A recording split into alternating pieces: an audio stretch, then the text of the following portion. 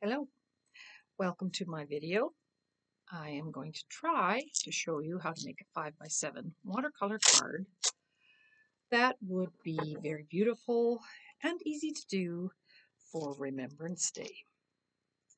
So what I have here is a list of, or some things to show you about materials. Whether or not you have them is up to you.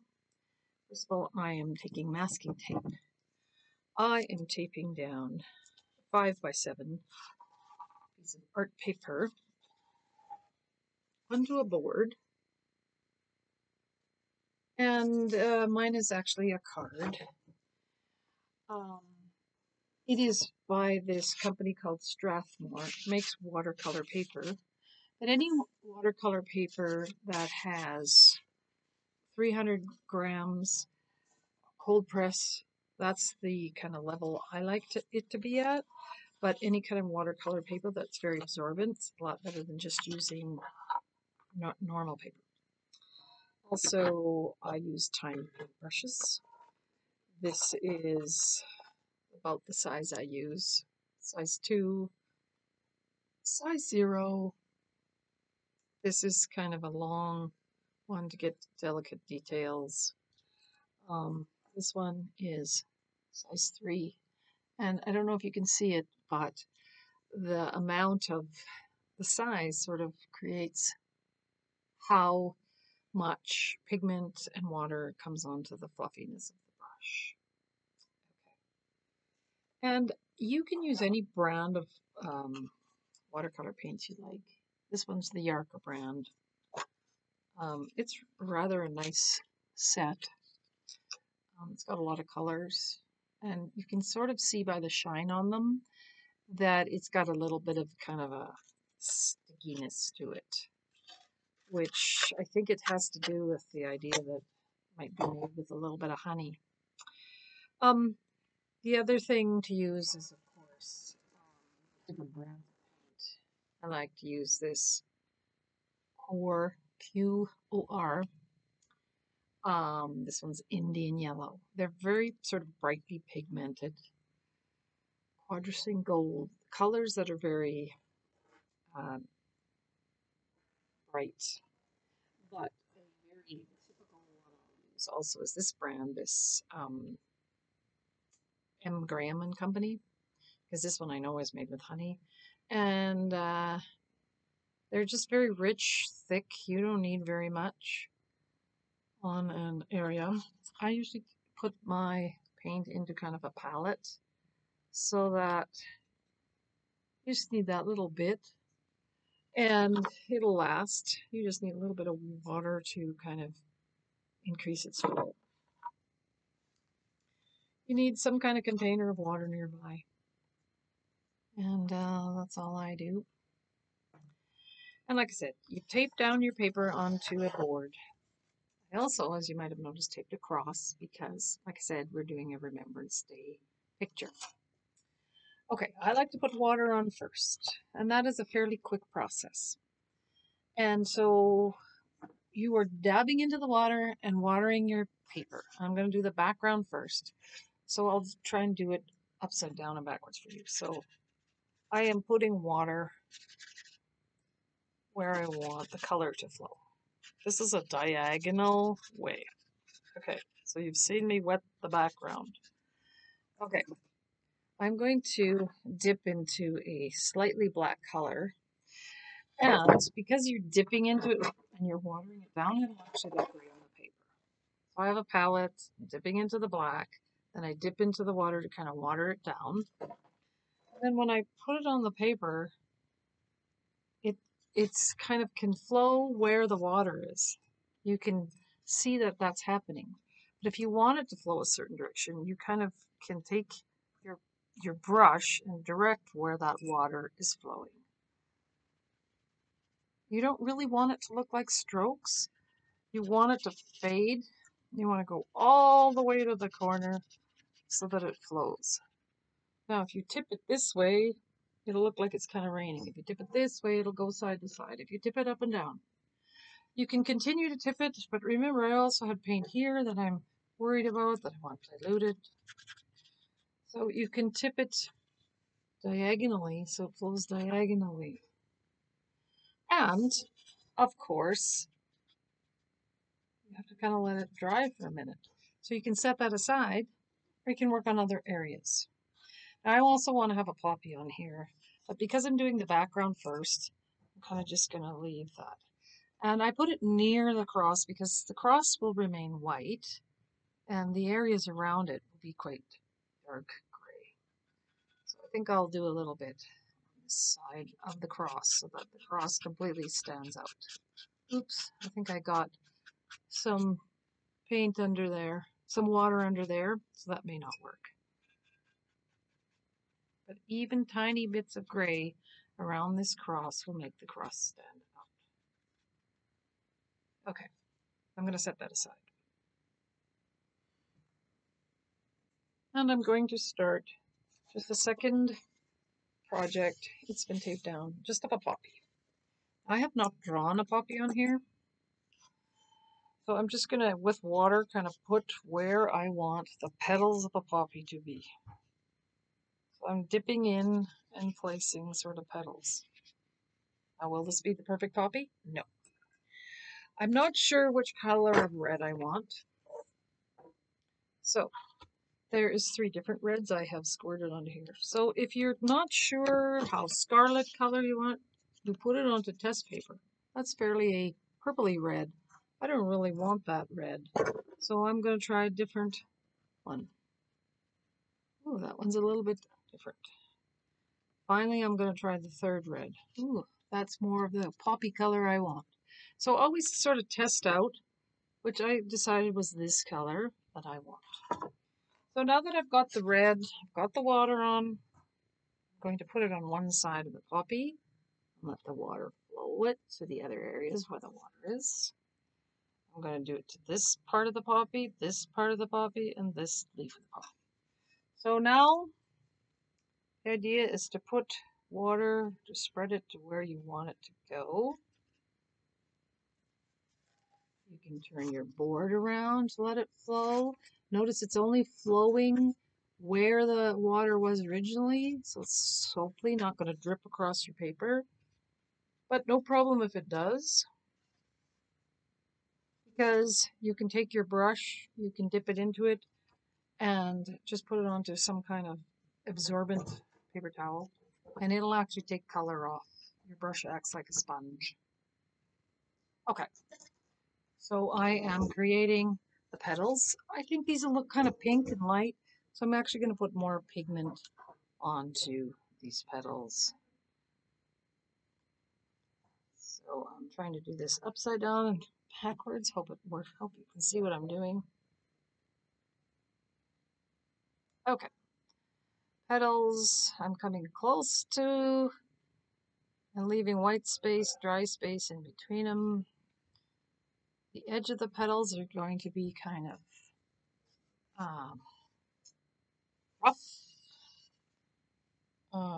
rough because the water doesn't leave a perfectly straight line. And that's okay. So if you look, it's not going to be perfect. And that's kind of what you want for natural looking poppies. Now, while it's still wet, you can do this. You can draw the color into the background. So watch me do that. Touching it with wet water, and it's flowing over to the corner. So just water, drawing the paint out.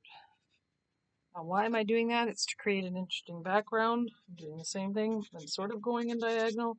I want each 4 corners to be different. If you want the background to be something different, like gray or black, you can do that too. But right now we're wanting the color to flow into the background. And then we are setting this poppy aside. Can you see how light and gray it is? It's not even black. So if you want it darker, I'm dipping now just into black pigment, and I can create areas that are darker. Once again, if I think it's too dark, I have to take water and draw that color to the edges. Now, if you're thinking dark gray sky, so you might want to draw it left and right. If you're just not worried about what kind of background color or where it is, whether it's realistic or not, you can put colors like purple. That's a cool color. Or blue into the backgrounds. Or navy. Those are kind of skyish, coolish, darkish colors. And it adds interest. So I'm sort of, what I'm doing is dipping in different blues now. Once again, drawing it with water left and right. I don't want to have a distinct line, so I always just kind of water it down all the way to the edge.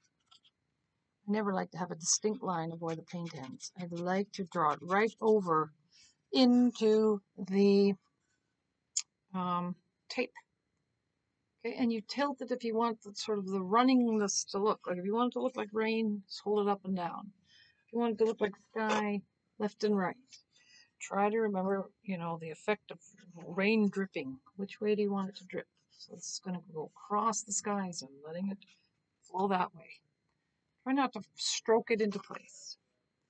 Okay, now I've got a good sky background, and of course I'm going to put a red poppy in here somewhere, either in this corner to make it more interesting or that corner. But you can't put it onto wet unless you want it to spread a lot. So if you want it to be more precise, you put it onto dry. I'm going to set this aside, go back to this one, let's dry it up a bit. I'm going to now add more red to this.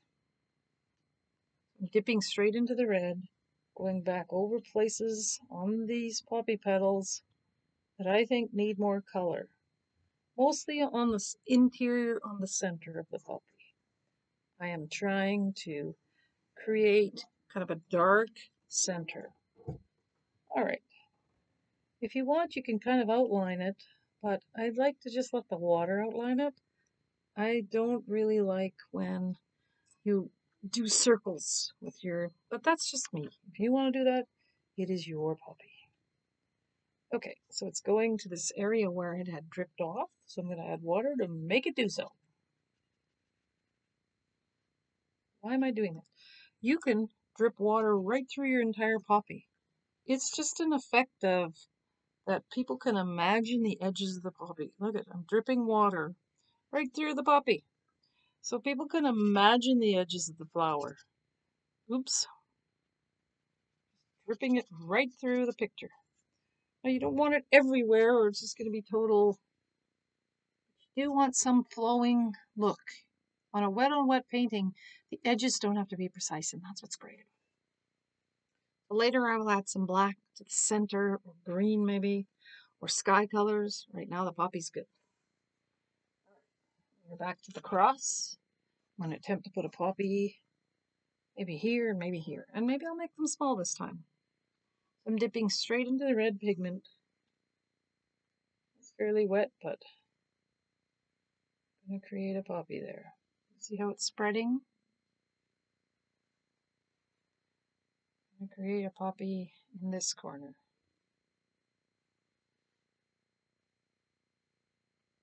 Or just a series of red colors. I think people will know they're poppies. So, if you don't want them to be very distinguishable, let the paint flow. Let the colors flow. That's what I'm doing because it was fairly wet back there.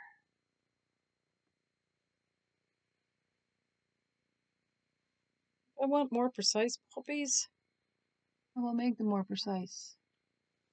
These are not precise. Try not to make them look drippy. And I think I'll let that dry for a moment.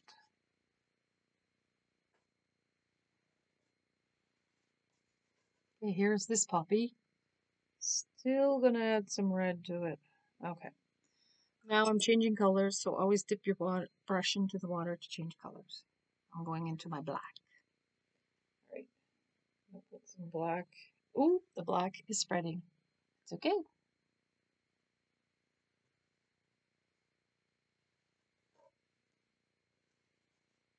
It's actually turned gray.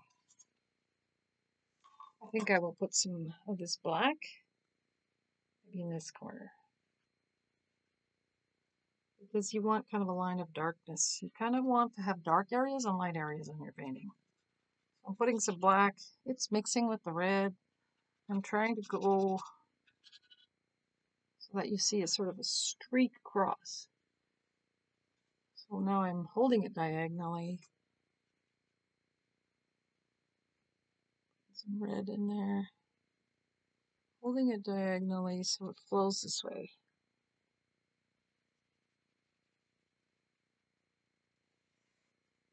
I'm watching the flow. Always add water if you don't want it if you want it to keep moving. See this? I want it to keep moving. I'm drawing it this way.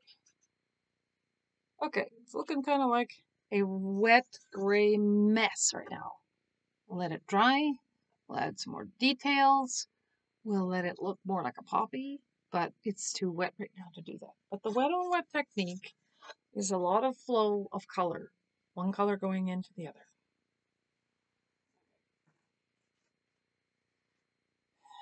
Same with these. If I want those poppies to be more precise, I have to wait till it's quite dry. I want my sky to be darker. I can work on that while I'm waiting for these to dry. Because if they're wet, if you can touch it and affect the painting, that's not what you want. Okay. I think what I will do, because I see quite a big blotch here, is I'm going to balance it with quite a big blotch of black over here. Or maybe more purple.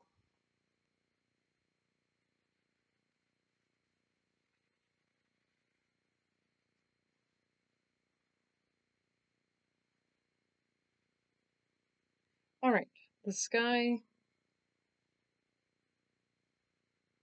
The more water I add, the lighter it becomes. You can tell when you've layered water over water. You can kind of see watermarks. So you kind of want to make sure your background isn't, if you like a bunch of layers, that's okay. But if you don't, kind of do it all at one time. Keep spreading more water to the edges and backgrounds.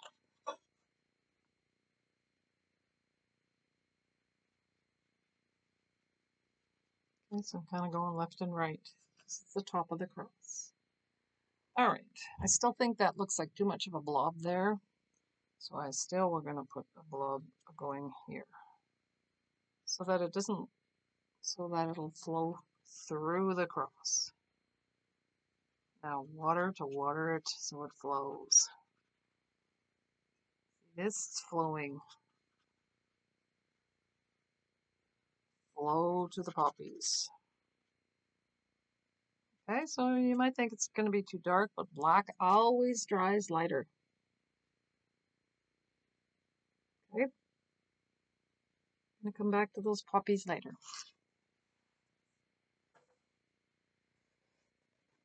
I'm back to this poppy. I've got black on my brush. Put those black details in there again. I'm going to try a little bit green, maybe. Sort of a dark green. You can mix your green with your black to get it quite dark. I'll put a little bit of green in there. In areas, just little areas.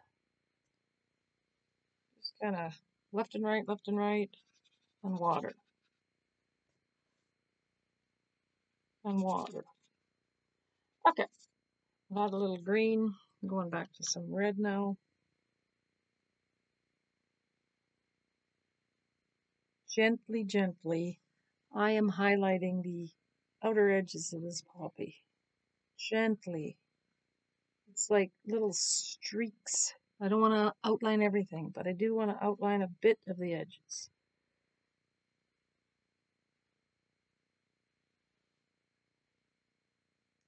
And that kind of goes by where the water flows, by what you think the edge of a poppy might look like. Remember, poppies that grow in your garden have quite ruffled edges. Realistically, they're not 4 perfect circles that we see on the created poppies on lapels. It's helpful when you look up a poppy to look up what a realistic flower looks like, if you want to. Okay, and if you want more color inside, remember to put more in now. Like layering our poppy. But I think it needs to really be striking, so it kind of needs lots of color inside the petals. The only color, red and white, kind of going in there. Now, if you notice, there's not much interest here and not much interest there, so what are we going to do about that? Got a little bit of gray here, but even not that much, and you kind of have to have dark and light spots. So I'm going to just take some green and mix it with black and try and darken this up. Green and black. More green. And it doesn't have to be any leaf shape or anything. Just some color, just some interest. I guess you can't really see that, but I'm trying to just take some sap green, it's called. Add it to the colors. I had some over here, so I'm watering it, having a little bit flowed this way. And when you add, don't add too much. Do you want people looking at the green? Do you want people looking at the poppy? So, like I said, this was kind of the boring color corner. Look at it now. Look at it at all different angles. Should we put blue in there because it's kind of the sky now? Okay, that's what I think I'll do. I'm going to test out a couple of colors of blue. I found the one I like. I'm going to put lots of water. I'm going to make it go left and right. I don't care if it touches the poppy now. The poppy's pretty much dry. I'm going to do it kind of left and right. Tilt my painting. Keep it in this corner.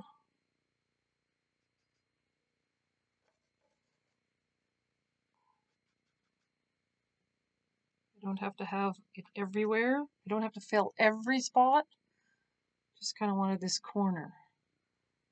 Okay, maybe I'll add a little down here just for interest. Just a tip. At this point, you gotta watch how's the rest of the poppy looking. Kind of getting watered down. Look at where your water is going and flowing. Direct it if you need to. See that little dot? Don't really like that. Direct it out. See those dots on the bottom? Those drips on the bottom? Direct it away. My poppy's looking kind of wet and watery. I'll have to kind of let it dry now if I want it to be more precise. This is what I did with these poppies. I want to now make them more precise. So dipped in the red. Still pretty watery. So trying to make petals. Why are they in a row? Kind of boring. So I'm going to throw some not in a row. Throw some around here. It's mixing with the black. That's okay. Why do I want red everywhere? Because it's not an exact landscape. In fact, this kind of bothers me that I did them in a row. It's too normal. But if they're growing on the ground, I don't know. So if you don't like it, try to scoop it out or add interest to other places.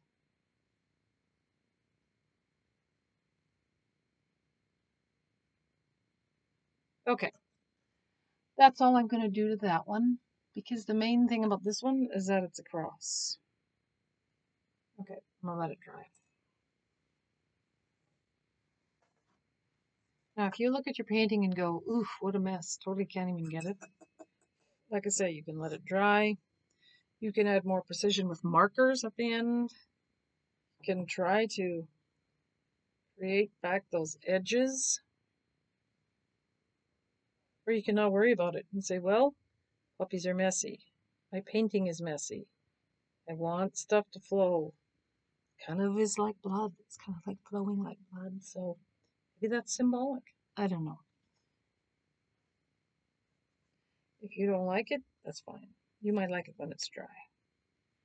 Point is, it's a flowing wet on wet technique. They don't always turn out the same. Okay, I will stop there. I will take off the tape in a few minutes to show you.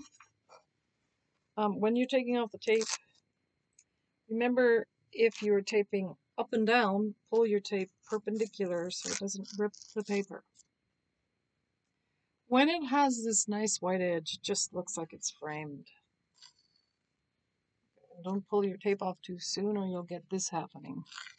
But I'm pulling it off just to show you the end results of this card.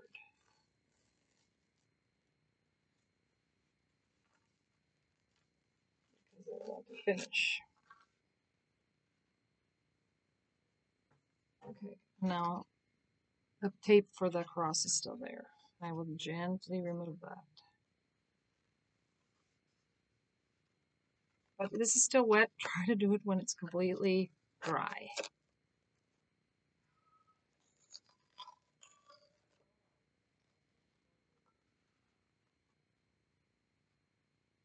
Now, if I want to later, I can try and clean up this painting because that got under the tape. It's okay. If you don't want to, that's all right. People will know it's a painting. People get the idea. This is a cross. This is, not perfect. It's chipped away. I don't know. You can make it look gray if you want instead of perfectly white. And same with your poppy. If you don't like it, that's okay. But I'm just going to take this off to quickly show you how the effect of a watercolor looks. And I'm hoping that you can take something from this video. I'm hoping that you can make a painting that you enjoy. And notice, it doesn't have to be precise. Okay, have a good Remembrance Day and a good time creating something that's meaningful for you.